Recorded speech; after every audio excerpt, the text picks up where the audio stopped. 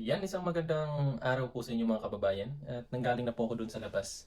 Kasi tiningnan ko yung basura na itinapon namin. Sa masamang balita po. Hindi po kinuha nung basurero yung basura namin. Kaya ang gagawin natin, sisegregate natin to. Yung mga container tsaka lata. So kailangan natin ihiwalay yun sa mga plastic. Kaya ayan, yun yung gagawin natin ngayon para kunin na yung basura natin kasi madami na tayong basura dito sa loob ng bahay. Kaya tara, panoorin natin yung ating mga gagawin ngayong araw na to.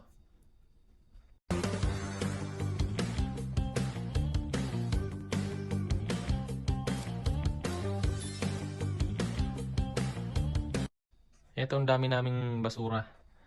Yan, may mga naghalo-halo. Ito naghalo-halo. Tinapon na to kaso hindi po kinuha. Kasi nagkahalo-halo kasi yung mga basura. So kailangan natin i-segregate para kunin ng basurero. So may mga na kami dito, yung mga lata, yung mga plastic.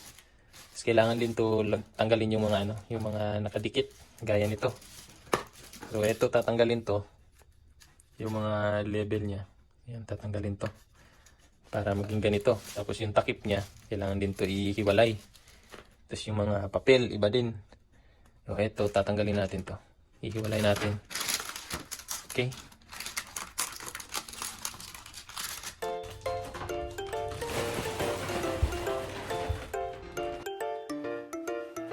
Yan, gusto ko nga lang po to i-share sa inyo yung video na ito kasi nga po at least kung may balak po kayo na magpunta dito sa Japan for works or kung ano man yung purpose nyo pagpunta ng Japan, at least may alam na po kayo tungkol po sa mga basura na ang Japan kasi mga kababayan, isa po sila sa mga stricto na bansa about po sa mga basura. Kaya ganyan po, kailangan natin panatilihin yung kalinisan at huwag po tayong basta-basta magtapon kung saan. At sa mga basura po, kailangan natin alamin muna kung ano yung araw ng pagtatapon ng basura sa lugar na pupuntahan nyo dito sa Japan. Kasi kanya-kanya po ng yung schedule, yung araw ng pagtapon ng basura. At kailangan din po talaga yung proper na pag-segregate po ng mga basura para kagaya namin hindi po hindi po ma-ichapuera yung mga basura na tinapon nyo.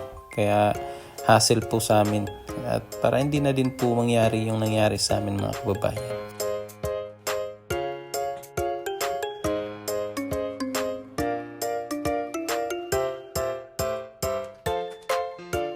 Itong mga ganito mga kababayan, kailangan to tanggalin kasi bawal.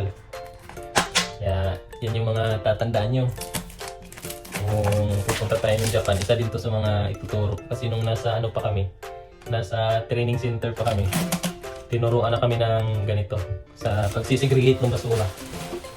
Kaso nga lang po yung iba't ibang lugar dito sa Japan, kanya-kanya po yung iba-iba yung style ng pagtatapon ng basura. Iba-iba yung araw ng kuha ng basura. Kaya ganun. Pero bibigyan naman kayo nila ng parang booklet na guide nyo. So, may guide kayo kung sakali. Tapon natin to.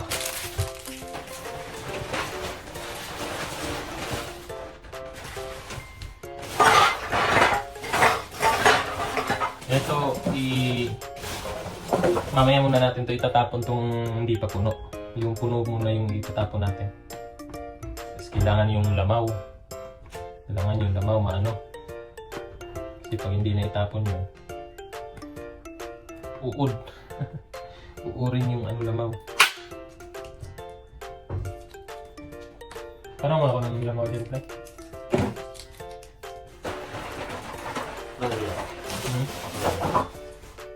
Ito na plastic mga kababayan, yung kulay puti, tsaka may nakalagay na pula ng mga nakasulat. Ito yung sa mga lamaw. Tapos yung naman, etong green, para siya sa plastic. Yung sa mga papel, tapos sa yung mga ganito, container, yung mga lata, pero kailangan mo i-segregate. Tapos, yung pula naman, may pula na plastic dito eh. So, yung pula na plastic natin, pre. Itong pula na to. Para to sa mga ano, yung sa mga parang electric na mga gamit. Yung sa mga blower, mga ilaw, nasira na, yun. Doon yun ilagay. Ito sa mga gamit, sa mga upuan. So, baba muna natin to. Dalhin natin doon. Para makuha na rin. Ha? Yan. Ano tayo ni Bam. Ako magdala nito, pre. Tsaka yung lamang.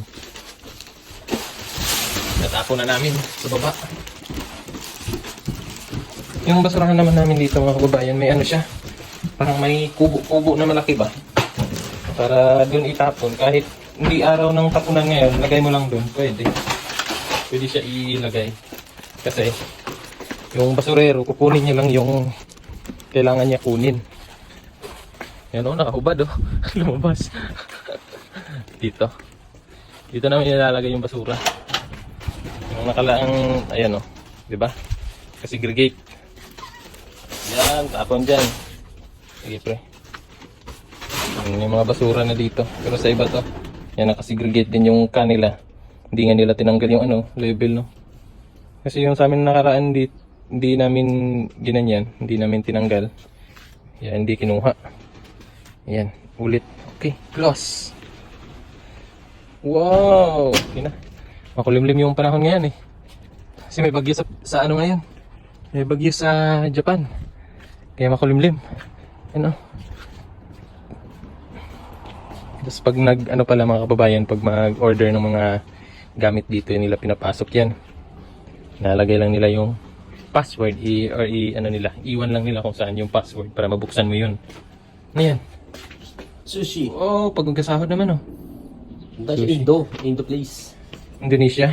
Gusto mo yun? Bango kasi no? Pag dumadaan tayo doon, bango. Tara, akyat na tayo.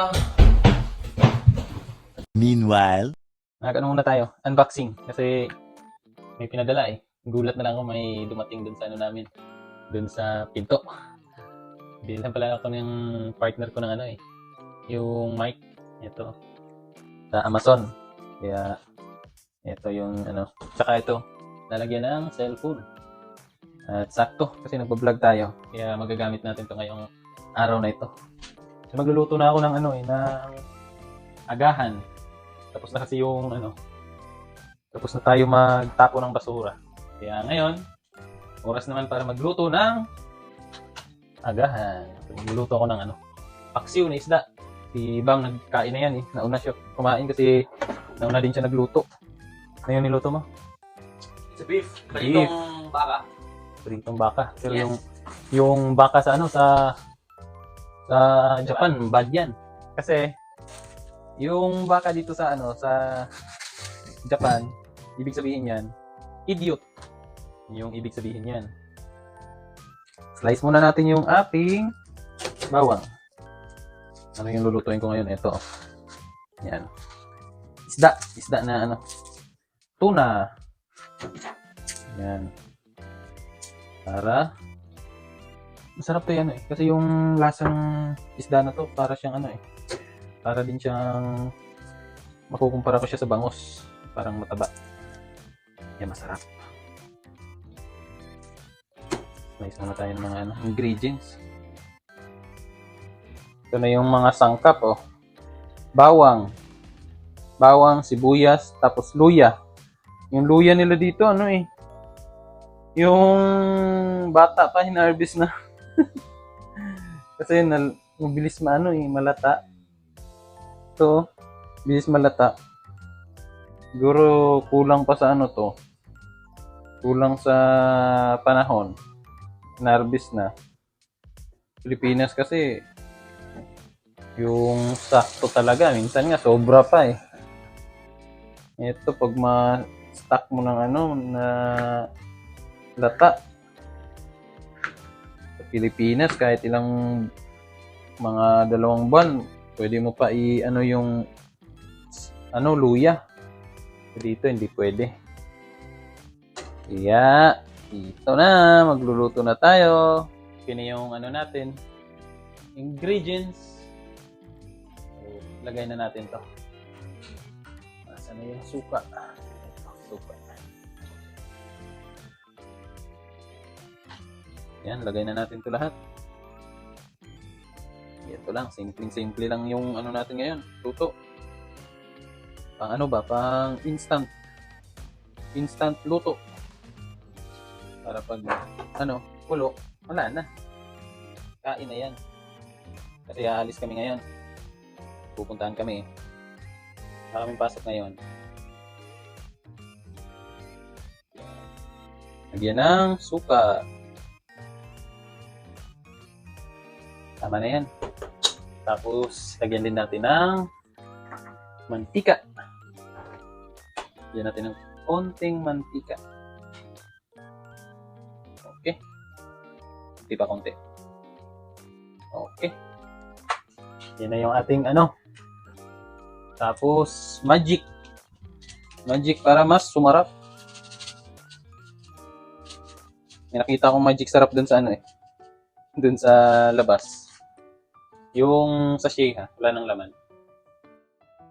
Yan nasabi ko sa dalawang kasama ko, baka may kasama tayong iba dito na Pinay or Pinoy.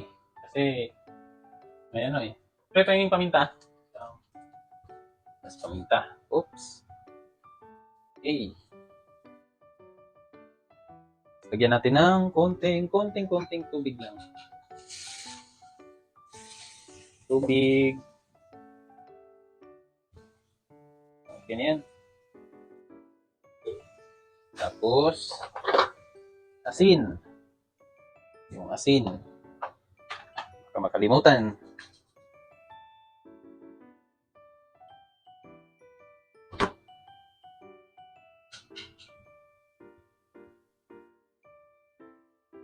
Okay.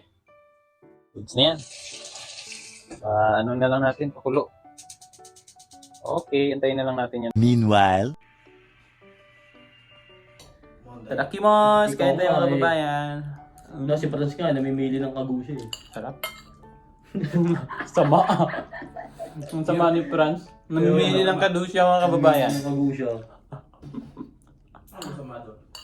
Eto pre, may tanong din ako. Sa trabaho naman to. Kamusta yung ano? Workmate natin doon? Saan? Ano yung mga ayaw mo sa ugali ng Hapon? Mga plastic yung iba. Plastic, oo. Ito, Totoo. Katulad ng tatay ni Franz. Pagka may mabutang ginagawa, ngiti ng ngiti. Pero pagka ano, nakasimangot, tapos parang iiguhan. may ganun talaga. Diba? Oo mga kababayan, may ganun na ugali din sila. Pero ito based lang sa ano namin ha. Based lang to sa na-experience namin dito. Iba-iba naman tayo ng ano, ng paninindigan sa buhay. Pero based po sa ano namin, sa na-encounter namin sa mga katrabaho naming Hapon. Pero may iba naman talaga na mababait. Bilang. Yung iba, oo. Tapos, ano pa? Ako? Ano ba? Parang yun lang eh. Yun lang. Trabaho ng trabaho, paulit-ulit ang ginagawa. Since hindi ko naman sila makausap, di ba? Gawa language barrier nga. Kaya hindi ko masabi kung... Yung ano naman, positive na ugali nila. Positive na ugali nila? Mm-mm. Positive na ugali nila. Ano sila? Hardworking. Napaka-ano nila sa trabaho, napaka-dedicated nila sa trabaho. Yan. Sipag nila. Sipag nila. Para silang mga robot. Hindi napapagod, no? Hindi napapagod. Pero para sa akin, that's a negative way of living kasi buong buhay mo, ganun ang gagawin mo. Hanggang 70 years old, 87 years old. Di ba si tatay, 75? Tapos yung ganun ginagawa niya, trabaho ng trabaho. Kasi mga kababayan, may kasama kami dun, Hapon. 75 ba yun? 85? 75 si tatang. 75 years old na siya mga kababayan na. Isipin nyo yan. Nagtatrabaho pa siya dito. Dun sa company namin. Pero hindi naman masyadong mabigat na yung ano niya. Trabaho niya. Pero kung titingnan mo siya physically, yung katawan niya parang hindi pa sa 70 na edad. Tingin ko napa sa mga yata, 60. 65 ganyan. Hmm. Ang lakas pa. Ang lakas pa si tatay. Gustong-gusto yun ni ni Franz. Sino?